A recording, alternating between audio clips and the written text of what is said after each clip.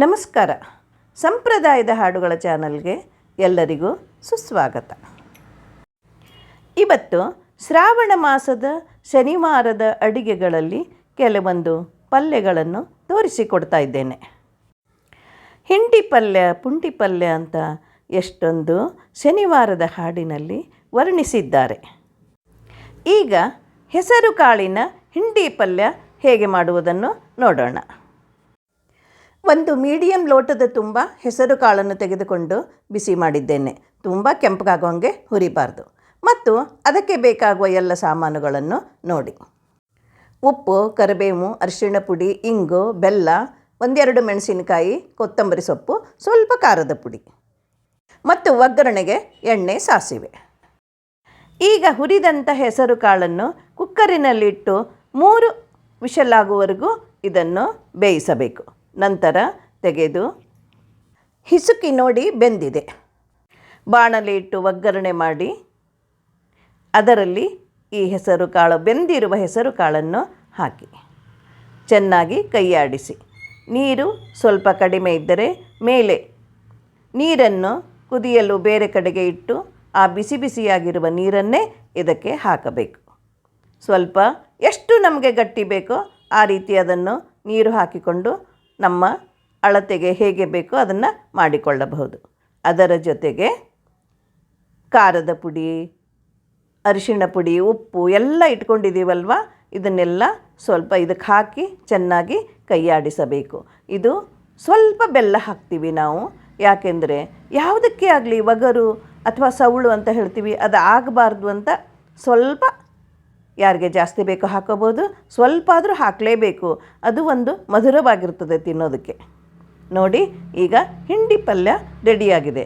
ಎಷ್ಟೊಂದು ಸುಲಭ ಅಲ್ವಾ ಇದು? ಮಾಡುವುದಂತೂ ಬಹಳ ಸುಲಭವಾಗಿದೆ.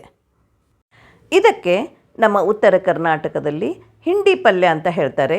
ಗೌರಿ ದೇವಿಯ ನೈವೇದ್ಯಕ್ಕೆ ಹಿಂಡಿ ಪಲ್ಯ ಮಾಡುತ್ತಾರೆ. ಹೆಸರು ಕಾಳು ಮಾಡಬಹುದು, ಹುರುಳಿಕಾಳು ಮಾಡಬಹುದು. ಶನಿವಾರದ ಅಡುಗೆಯಲ್ಲಿ ಬಟ್ಟಲು ಕಡುಬಿನ ಜೊತೆಯೂ ಇದು ರುಚಿಯಾಗಿರುತ್ತದೆ. ಮತ್ತು ಅವತ್ತಿನ ದಿವಸ ಭಕ್ರಿ ಮಾಡಿದರೂ ಕೂಡ ಹಚ್ಚಿಕೊಂಡು ತಿನ್ನಲು ಇದು ಚೆನ್ನಾಗಿ ಇರ್ತದೆ. ದೇವಿಯ ನೈವೇದ್ಯ ಹಾಗೂ ಪ್ರಸಾದ. ಈಗ ಪುಂಡಿ ಸೊಪ್ಪಿನಿಂದ ಪುಂಡಿ ಪಲ್ಯ ಮಾಡೋದು ಹೇಗೆ ಅನ್ನೋದನ್ನು ನೋಡೋಣ. ನೋಡಿ, 3 ಹಿಡಿ ಪುಂಡಿ ಸೊಪ್ಪು ತೊಗೊಂಡಿದ್ದೀನಿ, ತೊಳೆದು ಇಟ್ಕೊಂಡಿರ್ತೀನಿ. ಇದನ್ನು ಚೆನ್ನಾಗಿ ಹೆಚ್ಚಿ ಪಾತ್ರೆಯಲ್ಲಿ ಹಾಕಿ ಈ ಹೆಚ್ಚಿಕೊಂಡಿರುವಂತಹ ಪುಂಡಿ ಸೊಪ್ಪನ್ನು ಎಣ್ಣೆ ಹಾಕಿ ತಾಳಿಸಬಹುದು. ಇದು ತುಂಬ ಹುಳಿಯಾಗುತ್ತದೆ. ಅದಕ್ಕೋಸ್ಕರ ಸ್ವಲ್ಪ ನೀರು ಹಾಕಿ ಕುದಿಸಿ ನಂತರ ನೀರನ್ನು ಚೆಲ್ಲಬೇಕು. ಈ ಪುಂಡಿ ಪಲ್ಯ ಮಾಡುವಾಗ ನಾವು ಜೋಳದ ನುಚ್ಚನ್ನು ಬಳಸುತ್ತೇವೆ. ಈ 3 ಹಿಡಿ ಪುಂಡಿ ಸೊಪ್ಪಿಗೆ 1 ಲೋಟ ಜೋಳದ ನುಚ್ಚು ಸಾಕು. ಈ ಜೋಳದ ನುಚ್ಚನ್ನು 5-10 ನಿಮಿಷ ನೀರಿನಲ್ಲಿ ನೆನೆಸಿಟ್ಟು ಮೇಲಿರುವ ತೌಡನ್ನು ಬಸಿದು ನಂತರ ಕುದಿಯಲು ಇಡಬೇಕು. ಇದು ಕುದಿಯುವಾಗ 1/4 ಚಮಚ ಮೆಂತೆಯನ್ನು ಹಾಕಿ, ನುಚ್ಚು ಅರ್ಧ ಬೆಂದ ನಂತರ ಈ ಪುಂಡಿ ಸೊಪ್ಪನ್ನು ಹಾಕಿ ಅದಕ್ಕೆ ಕುದಿಸಬೇಕು. ರುಚಿಗೆ ತಕ್ಕಷ್ಟು ಉಪ್ಪು, ಖಾರದ ಪುಡಿ ಮತ್ತು ಹಸಿಮೆಣಸಿನಕಾಯಿಯನ್ನು ಹೆಚ್ಚಿ ಇದರಲ್ಲಿ ಸೇರಿಸಿ ಚೆನ್ನಾಗಿ ಕುದಿಸಬೇಕು. ಯಾರಿಗೆ ಇಷ್ಟವೋ ಸ್ವಲ್ಪ ಬೆಲ್ಲ ಹಾಕೋಬಹುದು, ಕೆಲವರು ಹಾಕೋದಿಲ್ಲ. ಅದು ಅವರವರ ಇಷ್ಟ. ಇದು ಪೂರ್ತಿಯಾಗಿ ಬೆಂದ ನಂತರ ಕೆಳಗೆ ಇಳಿಸಿ ಮುಚ್ಚಿ ಇಡಿ. ನಂತರ ಒಗ್ಗರಣೆ ಮಾಡಿ. ಒಗ್ಗರಣೆಯಲ್ಲಿ ಕರಿಬೇವು, ಉದ್ದಿನಬೇಳೆ, ಕಡಲೆಬೇಳೆ, ಇಂಗು ಮತ್ತು ಶೇಂಗಾ, ಸ್ವಲ್ಪ ಚಿಟಿಕೆ ಅರಿಶಿಣ ಪುಡಿ ಹಾಕಿ ಇದೆಲ್ಲವನ್ನು ಹಾಕಿ ಇದೆಲ್ಲವೂ ಆದ ನಂತರ ಕೆಳಗೆ ಇಳಿಸಿಟ್ಟುಕೊಂಡು ಆ ಪುಂಡಿ ಪಲ್ಯದ ಮೇಲೆ ಇದನ್ನು ಹಾಕಿ ಇನ್ನೂ ಬೇರೆ ಹಸಿಮೆಣಸಿನಕಾಯಿ ಸ್ವಲ್ಪ ಮೇಲ್ಗಡೆ ಒಗ್ಗರಣೆಯಲ್ಲಿ, ಯಾರಿಗೆ ಖಾರ ಇಷ್ಟವೋ ಜಾಸ್ತಿ ಬೇಕು ಅನಿಸಿದರೆ ಮೇಲ್ಗಡೆ ಮೆಣಸಿನಕಾಯಿನೂ ಹಾಕೋಬೋದು. ಇದು ಹಣ್ಣು ಮೆಣಸಿನಕಾಯಿ. ಹಸಿರು ಮೆಣಸಿನಕಾಯಿ ಆದರೆ ಮಕ್ಕಳಿಗೆ ಗೊತ್ತಾಗದೆ ತಿಂದು ಖಾರ ಅನ್ಬೋದು. ಅದಕ್ಕೋಸ್ಕರ ಬೇರೆಯಾಗಿ ಇರಲಿ ಅಂತ ಹಣ್ಣು ಮೆಣಸಿನಕಾಯಿ ಹಾಕಿದ್ದೇನೆ.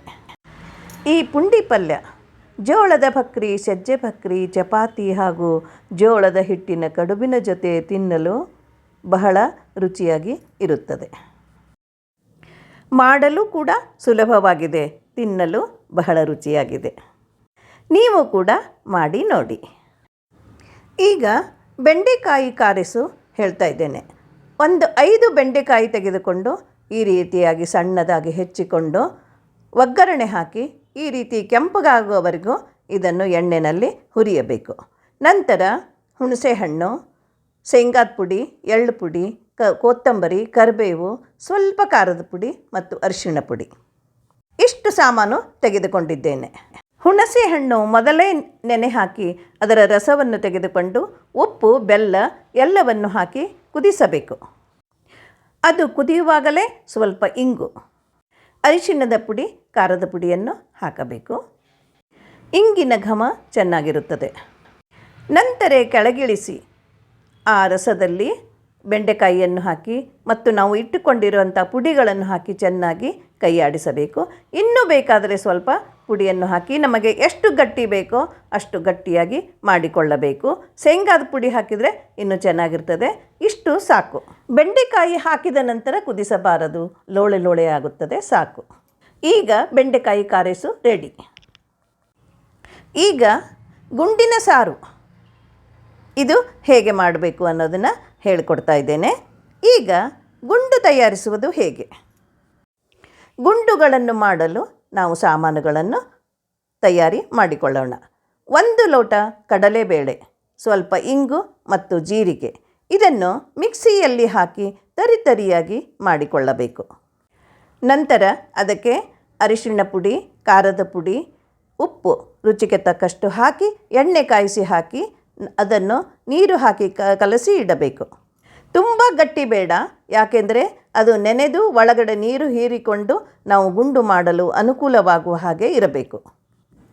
ಇದು 1 ಗಂಟೆ ನೆನೆದರೆ ಸಾಕು. ಆಮೇಲೆ ಗುಂಡುಗಳನ್ನಾಗಿ ಮಾಡಿ ಇಟ್ಟುಕೊಳ್ಳಬೇಕು. ಈ ರೀತಿಯಾಗಿ ಗುಂಡು ಮಾಡಿ ಅದನ್ನು ಹಬೆಯಲ್ಲಿ ಬೇಯಿಸುತ್ತಾರೆ. ಕೆಲವರು ಸಾರಿನಲ್ಲಿಯೇ ಇದನ್ನು ಸುರುವುತ್ತಾರೆ ಮತ್ತು ಎಣ್ಣೆಯಲ್ಲಿ ಈ ಗುಂಡುಗಳನ್ನು ಕರಿದು ನಂತರ ಸಾರಿಗೆ ಹಾಕುತ್ತಾರೆ. 3 ವಿಧವಾಗಿ ಮಾಡಬಹುದು. ನಾನು ಎಣ್ಣೆಯಲ್ಲಿ ಕರಿದು ಅವುಗಳನ್ನು ಸಾರಿಗೆ ಹಾಕಿದ್ದೇನೆ. ನೋಡಿ, ಸ್ವಲ್ಪ ಎಣ್ಣೆಯಲ್ಲಿ ಕರಿದು ಹಾಕಿದರೆ ಚೆನ್ನಾಗಿ ಬಿಟ್ಕೊಳ್ಳೋದಿಲ್ಲ ಮತ್ತು ಹಬೆಯಲ್ಲಿ ಬೇಯಿಸಿದರೂ ಕೂಡ ಅದು ಬಿಟ್ಕೊಳ್ಳೋದಿಲ್ಲ. ನಿಮಗೆ ಯಾವುದು ಇಷ್ಟವೋ ಅದನ್ನು ನೀವು ಮಾಡಿಕೊಳ್ಳಬಹುದು. ಸಾರು ಕುದಿಯುವಾಗ ಈ ಗುಂಡುಗಳನ್ನು ಹಾಕಿ ಇವು ಕೂಡ 10-15 ನಿಮಿಷ ಸಾರಿನಲ್ಲಿ ಕುದಿಯಬೇಕು. ನಂತರ ಸಾರನ್ನು ಹೀರಿಕೊಂಡು ಈ ಗುಂಡುಗಳು ತಿನ್ನಲು ಬಲು ರುಚಿಯಾಗಿರುತ್ತವೆ. ಗುಂಡುಗಳ ಬದಲಾಗಿ ಈ ರೀತಿಯಾಗಿ ಅಗಲವಾಗಿ ಅಂಗೈಯಲ್ಲಿ ತಟ್ಟಿ ಕೂಡ ಇವುಗಳನ್ನು ಮಾಡಿ ನಾವು ಬೇಯಿಸಬಹುದು ಅಥವಾ ಕರಿಬಹುದು. ಅದನ್ನು ಸಾರಿನಲ್ಲಿ ಹಾಕಬಹುದು. ಆಕಾರ ಬೇರೆ ಇದ್ದರೂ ರುಚಿ ಒಂದೇ. ಈಗ ಕಡಲೆಬೇಳೆ ನೆನೆಸಿ ಚಟ್ನಿಯನ್ನು ಮಾಡುವ ವಿಧಾನವನ್ನು ಹೇಳ್ತಾ ಇದ್ದೇನೆ. ಇದು ಸಾಂಪ್ರದಾಯಿಕವಾದ ರೀತಿಯಲ್ಲಿ ಹಿಂದಿನ ಕಾಲದಲ್ಲಿ ಇದೇ ರೀತಿಯಾಗಿ ಚಟ್ನಿಯನ್ನು ಮಾಡುತ್ತಾ ಇದ್ದರು. ಕಡಲೆಬೇಳೆ ಕೋಸಂಬರಿ, ಕಡಲೆಬೇಳೆ ಚಟ್ನಿ, ಇದು 2 ಒಟ್ಟಿಗೆ ಮಾಡ್ತಾಯಿದ್ರು. ಒಂದು ಚಿಕ್ಕ ಬಟ್ಟಲು ಕಡಲೆಬೇಳೆಯನ್ನು ತೆಗೆದುಕೊಂಡು ನೆನೆ ಹಾಕಿ ಕನಿಷ್ಠ 3 ಗಂಟೆಯಾದರೂ ನೆನೆಯಬೇಕು. ಅದು ನೆನೆದ ನಂತರ ನೆನೆದ ಕಡಲೆಬೇಳೆ, ಕೊತ್ತಂಬರಿ ಸೊಪ್ಪು, ಉಪ್ಪು ಮತ್ತು ಹಸಿಮೆಣಸಿನಕಾಯಿ ಎಲ್ಲವನ್ನು ಹಾಕಿ ಮಿಕ್ಸಿಯಲ್ಲಿ ರುಬ್ಬಿಕೊಳ್ಳಬೇಕು. ರುಬ್ಬಿದ ನಂತರ ಸ್ವಲ್ಪ ಅದಕ್ಕೆ ತಕ್ಕಷ್ಟು ನಿಂಬೆಹಣ್ಣನ್ನು ಹಿಂಡಿ ಮೇಲೆ ಒಗ್ಗರಣೆಯನ್ನು ಕಾಯಿಸಿ ಅದಕ್ಕೆ ಇಂಗಿನ ಪುಡಿ ಸೇರಿಸಿ ಅದಕ್ಕೆ ಒಗ್ಗರಣೆ ಹಾಕಿ. ಈಗ ಕಡಲೆಬೇಳೆ ಚಟ್ನಿ ರೆಡಿಯಾಗಿದೆ. ಇನ್ನು ಕಡಲೆಬೇಳೆ ಕೋಸಂಬರಿ ನೋಡೋಣ. ಇದಕ್ಕೂ ಕೂಡ ಒಂದು ಚಿಕ್ಕ ಬಟ್ಟಲಲ್ಲಿ ಕಡಲೆಬೇಳೆಯನ್ನು ನೆನೆ ಹಾಕಿ ನೆನೆಸಿಟ್ಟುಕೊಂಡಿದ್ದು, ಕೊತ್ತಂಬರಿ ಸೊಪ್ಪು, ರುಚಿಗೆ ತಕ್ಕಷ್ಟು ಉಪ್ಪು, ಇದು 3 ಹಾಕಿ ಮಿಕ್ಸಿಯಲ್ಲಿ 1 ಸೆಕೆಂಡು ಅಥವಾ 2 ಸೆಕೆಂಡು ಮಾತ್ರ ರುಬ್ಬಬೇಕು. ನೋಡಿ, ತೋರಿಸಿದ್ದೀನಿ. ಎಡಗಡೆ ಮಾತ್ರ ಹೀಗೆ ಮಾಡಿ ಹೀಗೆ ತೆಗೆದುಬಿಡ್ಬೇಕು. ಹೀಗೆ ಮಾಡಿ ಹೀಗೆ ತೆಗೆದ್ರೆ 2 ಸಾರಿ ಮಾಡಿದರೆ ಇಷ್ಟು ಸಣ್ಣಗಾಗ್ತದೆ, ಸಾಕು. ಇದು ರುಬ್ಬಿದ ನಂತರ ನಿಂಬೆಹಣ್ಣು ಸ್ವಲ್ಪ ಹಿಂಡಿ ನಂತರ ಸೌತೆಕಾಯಿ ಸೇರಿಸಿ ಮೇಲೆ ಒಗ್ಗರಣೆ ಕೊಡಿ. ದೇವರಿಗೆ ನೈವೇದ್ಯಕ್ಕಂತ ಮಾಡಿದಾಗ ನಾವು ಬೇರೆ ತೆಂಗಿನಕಾಯಿ ಒಡೆದು ಯಾರಿಗೆ ಬೇಕೋ ಅವರು ಆ ತೆಂಗಿನಕಾಯಿ ತುರಿಯನ್ನು ಹಾಕಬಹುದು. ಆದರೆ ಮನೆಯಲ್ಲಿ ಯಾವಾಗಲೋ ಒಡೆದಿದ್ದನ್ನು ಈ ಗೌರಿಗೆ ನೈವೇದ್ಯಕ್ಕೆ ಅಂತೆ ನಾವು ಪದಾರ್ಥ ತಯಾರಿಸುವಾಗ ಆ ಕೊಬ್ಬರಿಯನ್ನು ನಾವು ಉಪಯೋಗ ಮಾಡುವುದಿಲ್ಲ. ಅದಕ್ಕಾಗಿ ಅಡುಗೆಯಲ್ಲಿ ನಾನು ಹಸಿ ಕೊಬ್ಬರಿ ಅಂದರೆ ನಾನು ಕಾಯಿ ತುರಿಯನ್ನು ಹಾಕೋದು ಯಾವುದನ್ನು ತೋರಿಸಿಲ್ಲ, ನಾವು ಮಾಡೋದಿಲ್ಲ. ಬರೀ ದೇವರಿಗೆ ಒಡೆದು ಮಾತ್ರ ನಾವು ನಮ್ಮ ಬೇರೆಗಡೆ ತಿನ್ನುವಾಗ ನಾವು ಉಪಯೋಗ ಮಾಡಿಕೊಳ್ತೀವಿ. ಬೇಕಿದ್ದರೆ ಸ್ವಲ್ಪ ಒಣ ಕೊಬ್ಬರಿ ತುರಿ ಹಾಕಿಕೊಳ್ಳಬಹುದು. ಅಡಿಗೆಗೆ ತೆಂಗಿನಕಾಯಿ ಬೇಕು ಅಂತ ಒಡೆದು ಅದರಿಂದ ಅಡಿಗೆ ಮಾಡುವಂಥ ಅಭ್ಯಾಸ ನಮ್ಮ ಹಿಂದಿನ ಕಾಲದಲ್ಲಿ ಇರಲಿಲ್ಲ. ನಾನು ಈಗ ಎಲ್ಲ ಅಡಿಗೆಗಳನ್ನು ಹಿಂದಿನ ಕಾಲದಲ್ಲಿ ಮಾಡುವ ರೀತಿಯಲ್ಲಿಯೇ ಮಾಡಿ ತೋರಿಸ್ತಾ ಇದ್ದೇನೆ. ಇದು 2 ಹಬ್ಬದಲ್ಲಿ ಮಾಡುವಂಥ ಚಟ್ನಿ ಕೋಸಂಬರಿ. ಈಗ ಇನ್ನೊಂದು ರೀತಿ ಕೋಸಂಬರಿಯನ್ನು ತೋರಿಸ್ತಾ ಇದ್ದೇನೆ. ಇವತ್ತು ಪೇರುಕಾಯಿಯ ಕೋಸಂಬರಿಯನ್ನು ತೋರಿಸ್ತಾ ಇದ್ದೇನೆ. ಪೇರುಕಾಯಿಯನ್ನು ಸ್ವಲ್ಪ ದಪ್ಪದಾಗಿ ಹೆರುಮಣಿಯಿಂದ ಹೆರೆದುಕೊಂಡು ಮಿಕ್ಸಿನಲ್ಲಿ ಹಾಕಿ ಎಡಗಡೆ ಮಿಕ್ಸಿ ಸ್ವಲ್ಪ 1 ಸೆಕೆಂಡ್ 2 ಸೆಕೆಂಡ್ ತಿರುಗಿಸಿದ್ರೆ ಸಾಕು, ಅವಳ ಚವಳ ಆಗಿ ಅದು ಬರುತ್ತದೆ. ಅದಕ್ಕೆ ಕೊತ್ತಂಬರಿ ಸೊಪ್ಪು ಮತ್ತು ಅದಕ್ಕೆ ರುಚಿಗೆ ಬೇಕಾದಷ್ಟು ಉಪ್ಪು, ಮೆಂತ್ಯ ಮೆಣಸಿನಕಾಯಿ ಹಾಕಿ ಮಾಡಿದಂಥ ಒಗ್ಗರಣೆ ಮತ್ತು ನೆನೆಸಿದ ಕಡಲೆಬೇಳೆಯನ್ನು ಮತ್ತೆ ರುಬ್ಬೋದು ಬೇಡ, ಹೇಗಿದೆಯೋ ಹಾಗೆ ಅದರಲ್ಲಿ ಕಲಸಿ ಈಗ ಎಲ್ಲವನ್ನೂ ಸೇರಿಸಿ ಕಲಸಿ. ಪೇರುಕಾಯಿ ಕೋಸಂಬರಿ ರೆಡಿಯಾಗಿದೆ. ಇದು ಕೂಡ ಮಾಡಲು ಬಹಳ ಸುಲಭ ಹಾಗೂ ತಿನ್ನಲು ರುಚಿಯಾಗಿರುತ್ತದೆ. ಈ ರೀತಿ ಕೋಸಂಬರಿಯನ್ನು ಸಾಯಂಕಾಲ ಚಹಾ ಕುಡಿಯುವ ಸಮಯದಲ್ಲಿಯೂ ಕೂಡ ಇದನ್ನು ತಿಂದು ಚಹಾವನ್ನು ಕುಡಿಯಬಹುದು. ಸರ್ವೇ ಜನ ಸುಖಿನೋ ಭವಂತು, ಸಮಸ್ತ ಸನ್ಮಂಗಳಾನಿ ಭವಂತು. ಸರ್ವಂ ಭಾರತೀ ರಮಣ ಮುಖ್ಯ ಪ್ರಾಣಾಂತರ್ಗತ ಶ್ರೀ ಕೃಷ್ಣಾರ್ಪಣಮಸ್ತು.